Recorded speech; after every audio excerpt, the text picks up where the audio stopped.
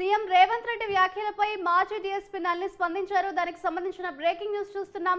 నా పట్ల సీఎం చూపిస్తున్న చొరవకు కృతజ్ఞతలు అంటూ కూడా నళిని తెలిపారు. ఇక ఉద్యోగం అవసరం లేదంటూ కూడా ఆవిడ వెల్లడించారు. నేనిప్పుడు సనాతన ధర్మం వైపు వెళ్లానని నళిని అన్నారు. తన ధర్మ ప్రచారానికి ఉపయోగపడేలా సాయం చేయాలని నళిని కోరారు. ఇక తెలంగాణ ఉద్యమ సమయంలో ఉద్యోగానికి నళిని రాజీనామా చేసిన సంగతి తెలిసిందే. 2009 డిసెంబర్ 9న డీఎస్పీ ఉద్యోగానికి రాజీనామా చేశారు నళిని. తన ఫేస్బుక్ ఖాతాలో బహిరంగ లేఖను విడుదల చేశారు నళిని.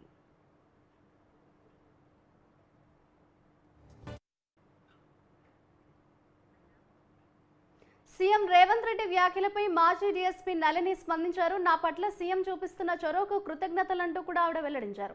ఉద్యోగం అవసరం లేదని మాజీ డీఎస్పీ నళిని అయితే వెల్లడించారు. నేనిప్పుడు సనాతన ధర్మం వైపు వెళ్లానని, తన ధర్మ ప్రచారానికి ఉపయోగపడేలా సాయం చేయాలంటూ కూడా ఆవిడ ఫేస్బుక్ లో పోస్ట్ చేసినట్లుగా తెలుస్తోంది. ఓవరాల్ గా దీనికి సంబంధించిన మరింత సమాచారాన్ని మా ప్రతినిధి రామ్ ప్రసాద్ న్యూస్ రూమ్ నుంచి లైవ్ ద్వారా అందిస్తారు.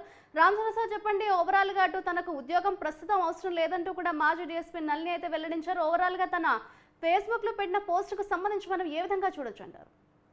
రైట్ మాధురి, మనం చూసినట్లయితే తెలంగాణ రాష్ట్రంలో నిన్న జరిగినటువంటి అసెంబ్లీ సమావేశాల్లో అయితే ముఖ్యమంత్రి రేవంత్ రెడ్డి మాజీ డీఎస్పీగా గతంలో 2009లో తెలంగాణ ఉద్యమం కోసం రాజీనామా చేసినటువంటి డీఎస్పీ నళినికి సంబంధించినటువంటి అంశాన్ని అయితే తెర మీదకి తీసుకురావడం జరిగింది. మనం చూడవచ్చు, గత 4-5 రోజులుగా కూడా తెలంగాణ రాష్ట్రంలో ఉద్యమకారులకు మనం చూడవచ్చు, తెలంగాణ రాష్ట్ర ప్రభుత్వంగా కొనసాగినటువంటి బీఆర్ఎస్ పార్టీ కానీ, బీఆర్ఎస్ పార్టీ ముఖ్యమంత్రి కానీ ఇటు మనం చూడవచ్చు ఉద్యమకారులను పట్టించుకోలేదనేటువంటి ఒక కామెంట్ చేస్తూనే అప్పుడు ఉద్యోగాన్ని సైతం, గ్రూప్ 1 ఉద్యోగాన్ని సైతం తృణప్రాయంగా వదిలేసినటువంటి నళినిని కూడా తెలంగాణ రాష్ట్ర ముఖ్యమంత్రి ఏ రోజు పట్టించుకోలేదు. తిరిగి తనకు ఉద్యోగాన్ని ఇవ్వడంలో కూడా బీఆర్ఎస్ సర్కార్ విఫలమైందంటూ కూడా నిన్న అసెంబ్లీ వేదికగా కొన్ని వ్యాఖ్యలు చేయడం జరిగింది. ఈ క్రమంలో తన ప్రభుత్వంలో, కాంగ్రెస్ ప్రభుత్వం ఏదైతే నూతనంగా ఏర్పడిన ప్రభుత్వంలో డీఎస్పీ నళినికి తిరిగి ఉద్యోగం కల్పించేందుకైతే రేవంత్ రెడ్డి సుముఖంగా ఉన్నట్లు, అదేవిధంగా ప్రభుత్వం నుంచి కూడా కేబినెట్ ద్వారా కూడా నిర్ణయం తీసుకొని ఉన్నట్లు ప్రకటించిన నేపథ్యంలో రేవంత్ రెడ్డి వ్యాఖ్యలపై అయితే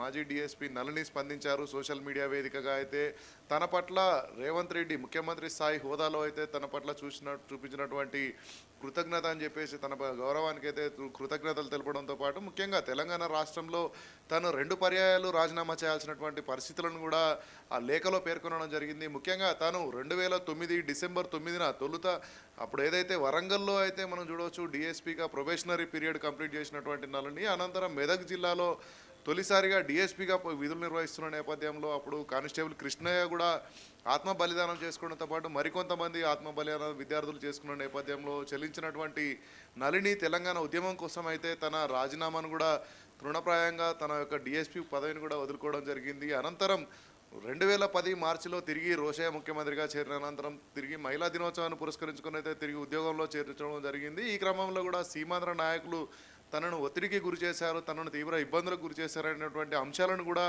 ఈ యొక్క లేఖలో పేర్కొనడంతో పాటు ప్రస్తుతం తాను ఆధ్యాత్మిక ధోరణిలో ఆధ్యాత్మికం వైపు నడుస్తున్నానని, తనకు సంబంధించినంత వరకు తను ఇప్పుడు డిఎస్పీగా కాదు, పోలీస్ శాఖ కాదు, మరి వేరే ఇతర ఏ శాఖలలో కూడా తను పనిచేయడానికి ఇష్టంగా లేనని చెప్తూనే తను ప్రస్తుతం యజ్ఞాలు చేస్తున్నాను, తను దైవ మార్గంలో నడుస్తున్న క్రమంలో తను ధర్మాన్ని, సనాతన ధర్మాన్ని ప్రజలందరికీ కూడా విద్యా బోధనగా చేస్తున్న నేపథ్యంలో తనకు అవకాశం కల్పించి తనకు ఉద్యోగం బదులు తనకు ఎక్కడైనా కూడా తనకు న్యాయం చేయాలనేటువంటి ఒక అంశానికి అయితే వచ్చినట్లయితే ఈ ఉద్యోగానికి బదులుగా తనకు ధర్మ ప్రచారానికి ఉపయోగపడే విధంగా ఏదైనా నిధులను మంజూరు చేసి తను ఒక ఆశ్రమాన్ని ఏర్పాటు చేసుకునే విధంగా అయితే, ధార్మిక కేంద్రాన్ని ఏర్పాటు చేసుకునే విధంగా అయితే రాష్ట్ర ప్రభుత్వం సహకరిస్తే తాను చాలా సంతోషంగా భావిస్తానని చెప్పి లేఖలో పేర్కొనడం జరిగింది. అంతేకాకుండా మనం చూడవచ్చు, డిఎస్పీగా నళిని తనదైన శైలిలో తెలంగాణ ఉద్యమాన్ని ఉధృతపరిచినటువంటి సేవలను 12 ఏళ్ల తర్వాత ప్రస్తుతం ఈ ప్రభుత్వం గుర్తించడం పట్ల అయితే తను ముఖ్యమంత్రి రేవంత్ రెడ్డికి అయితే కృతజ్ఞతలు తెలపడం జరిగింది. రానున్న రోజుల్లో కూడా తాను ఇప్పటికే మనం చూడవచ్చు, ఏదైతే మనం చూడవచ్చు యజ్ఞ బ్రహ్మదేవ వేద ప్రచారకులుగా కొనసాగుతూ ఉన్నారు. ఇదే క్రమంలో తన గురూజీకి సంబంధించినటువంటి 200వ జయంతికి సంబంధించి ఇప్పటికే తెలుగు, హిందీలో కూడా సనాతన ధర్మానికి మూలాలైనటువంటి గ్రంథాలను కానీ, పుస్తకాలను కానీ ప్రచురించేటువంటి పనిలో బిజీగా ఉన్నానని, తనపై చూపిన కృతజ్ఞతకు తనే స్వయంగా వచ్చి కలిసి కృతజ్ఞతలు చెప్పాలనుకున్న నేపథ్యంలో కొంత పని ఒత్తిడి వరకైతే కలవలేకపోతున్నాను, అనంతరం వచ్చి కలుస్తాననేటువంటి అంశాన్ని కూడా ఈ సోషల్ మీడియా బహిరంగ లేఖ ద్వారా అయితే తెలపడం జరిగింది. ముఖ్యంగా మనం చూడవచ్చు, తెలంగాణ రాష్ట్రంలో తనను సేవలను గుర్తించినందుకైతే నళిని కృతజ్ఞతలు తెలపడంతో పాటు తిరిగి ఉద్యోగంలో చేరడానికైతే సుముఖంగా లేనట్టు కూడా ఈ లేఖ ద్వారా తెలపడం జరిగింది మాధురి. అండ్ రామ్ ప్రసాద్, సనాతన ధర్మం ప్రచారానికి సాయం చేయాలంటూ కూడా ఆవిడ ఇండైరెక్ట్ గా తన బహిరంగ లేఖలో అయితే వెల్లడించారంటే, ఈ నేపథ్యంలో సనాతన ధర్మానికి సంబంధించి స్థలం కేటాయించాలి లేకపోతే నిధులకు సంబంధించి ఆవిడ ఇండైరెక్ట్ గా చెప్పారని అనుకోవచ్చు అంటారా? అలాగే త్వరలో ఆవిడ సీఎం రేవంత్ రెడ్డిని కూడా గెలుస్తానన్నారు, అంటే దీనికి సంబంధించి ఏమన్నా అప్డేట్స్ ఉన్నాయనుకున్నారా?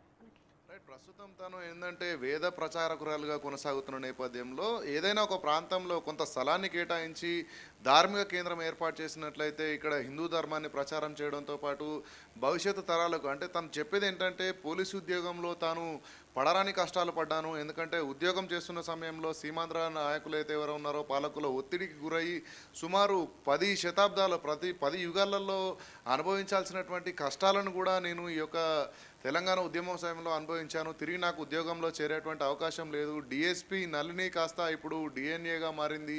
అంటే తను హిందూ ధర్మం వైపు ఒక ప్రచారకులుగా ఉన్న నేపథ్యంలో తన చేస్తున్నటువంటి పనికి కనుక సహాయం అందిస్తే అక్కడ ప్రచార కేంద్రాలను మనం ధార్మిక కేంద్రాలను ఏర్పాటు చేసి ప్రజలందరికీ కూడా హిందూ ధర్మం యొక్క గొప్పతనాన్నే కానీ అదేవిధంగా విద్యను కూడా ప్రజలకు అందించేందుకు, తనకున్నటువంటి జ్ఞానాన్ని కూడా ప్రజలందరికీ అందించేందుకు ఒక వేదికను ఏర్పాటు చేసుకోవడం కోసం, అదేవిధంగా వేదికతో పాటు తను ఏదైతే గురువుగా భావిస్తున్నారో మహర్షులకు సంబంధించినటువంటి నీతి వాక్యాలను కానీ ప్రబోధాలను కానీ ప్రజలందరికీ తెలిపేందుకైతే ఇది ఒక మార్గంగా ఎంచుకున్నానని, తనను ఇదే సేవలో ముందుకు సాగాలనుకుంటున్న నేపథ్యంలో తనకు ప్రభుత్వం ఏదైనా చేయాలనేటువంటి సంకల్పం కనుక ఉంటే తనకు ధార్మిక కేంద్రం నిర్మాణానికి కానీ అక్కడ కొన్ని నిధులను కేటాయించి సమాజంలో మెరుగైన సమాజం కోసం, అంటే మనం చూడవచ్చు భవిష్యత్తు తరాలకు కూడా హిందూ ధర్మాన్ని తెలపడమే కానీ అదేవిధంగా ప్రపంచంలో హిందూ ధర్మానికి ఉన్నటువంటి గొప్పతనాన్ని కూడా ఇక్కడ మనం ప్రచారం చేసుకోవడానికి అవకాశం కల్పిస్తున్నాయి. ప్రస్తుతం అయితే తను తెలంగాణ రాష్ట్రంలోని భువనగిరి ప్రాంతానికి సంబంధించినటువంటి వేద ప్రచారకులుగా కొనసాగుతున్న నేపథ్యంలో తనకు మాత్రం రాష్ట్ర ప్రభుత్వం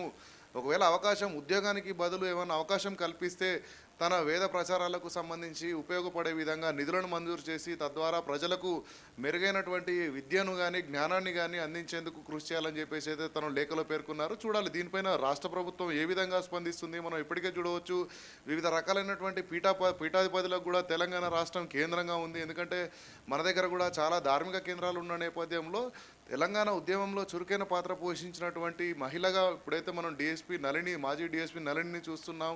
తనకు రాష్ట్ర ప్రభుత్వం ఎంతవరకు సహకారం అందిస్తుందనే అంశాలపైన అయితే ఈరోజు ప్రకటించినటువంటి సోషల్ మీడియా ద్వారా తన రెస్పాన్స్ని అయితే రాష్ట్ర ప్రభుత్వం ఏ విధంగా తీసుకుంటుందనేది అయితే కొంచెం వేచి చూడాల్సిన అవసరం అయితే ఉంది మాధురి. అండ్ రామ్ ప్రసాద్, ఎఫ్బీలో పెట్టిన బహిరంగ లేఖను అటు మాజీ డీఎస్పీ నళిని సీఎంఓ కార్యాలయానికి ఏమైనా పంపించిందా? ఇన్ కేసు పంపించే ఉంటే అటు ప్రభుత్వ అధికారుల నుంచి ఏమైనా స్పందన ఏమైనా వచ్చిందని అనుకోవచ్చు అంటారా?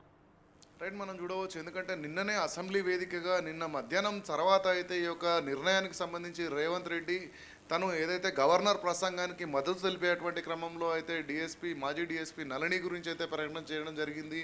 ఈ క్రమంలోనే తెలంగాణ రాష్ట్రంలో అటు సీమాంధ్ర పాలకుల ఒత్తిడికి అయితే ఒక డిఎస్పీ స్థాయిలో ఉన్నటువంటి ఒక మహిళ కూడా తీవ్రంగా ఇబ్బంది పడ్డది. తెలంగాణ ఉద్యమకారురాలుగా ఉన్నందుకే తనను చిత్రహింసలు పాలు చేశారని చెప్పేసి కూడా తెలపడంతో పాటు అనంతరం పోరాటాలు త్యాగాల అనంతరం వచ్చినటువంటి తెలంగాణ రాష్ట్రంలో డిఎస్పీ నళిని సేవలను కానీ తాను ఉద్యమం కోసం చేసినటువంటి పోరాటాలను కానీ కనీసం గుర్తించకపోవడం బాధాకరం అని చెప్పేసి నిన్ననే వ్యాఖ్యలు చేసిన నేపథ్యంలో తిరిగి వెంటనే కూడా, అంటే అసెంబ్లీ సమావేశాల అనంతరం అయితే నళిని ఒక నిర్ణయానికి వచ్చి తనపై రాష్ట్ర ముఖ్యమంత్రి స్థాయిలో రేవంత్ రెడ్డి చేసినటువంటి వ్యాఖ్యల పట్ల తను స్వాంతనం, తనకు గౌరవంగా అనిపించింది, తనకు కృతజ్ఞతలు తెలుపుకోవాల్సిన అవసరం ఉంది అని చెప్పేసి కూడా ఈ సోషల్ మీడియా వేదికగా అయితే తన ఒక బహిరంగ లేఖను ప్రకటించింది. ఎందుకంటే నిన్న జరిగినటువంటి పరిణామానికి బదులుగా అయితే ఈరోజు సమాధానాన్ని నళిని అయితే తన ఫేస్బుక్ ద్వారా తెలపడం జరిగింది. దీనికి సంబంధించి ఇటు సీఎంఓ కానీ ముఖ్యమంత్రి సంబంధించినటువంటి నిర్ణయాలను కూడా ఈరోజు లేదా రేపు ప్రకటించే అవకాశం ఉంది. ఎందుకంటే మనకు ఈ నెల ఇప్పుడు వచ్చే బుధవారం రోజు మళ్ళీ తిరిగి అసెంబ్లీ, రేపు ఎల్లుండి మినహాయిస్తే బుధవారం నుంచి అసెంబ్లీ ఉన్న నేపథ్యంలో అసెంబ్లీలో ఏదైనా ప్రకటన చేసే అవకాశం ఉండొచ్చు మాదిరి. Right, thank you Ram Prasad.